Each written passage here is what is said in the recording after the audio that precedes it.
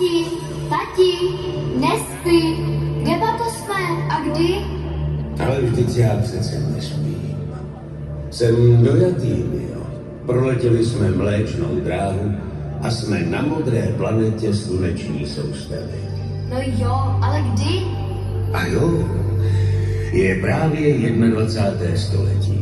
Jsme v roce 2025. Ty jo, a co bude tuto? No, to je ta Plzeň, o které jsem ti tolik vyprávěl. A mimochodem, Mio, stále si jazykový modul slangové plzeňštiny. Aktualizuj si ho na spisovnou češtinu. Tati, nech mi se to líbí. No, dobře. Aspoň lépe pochopíš město našich přímých prapředků z Pejbla a Hurvíka. Ti s tím psem? Ano, a jejich tvůrců Trnky a Skupy. A jo, to jsou tuti. Ano, naši staří hředění předkové z doby, kdy se ještě loutky vodily na špagátech. To my už jsme pěkně odvázaní. Ano, ale lidé už tehdy uměli proměnit vodu na pivo.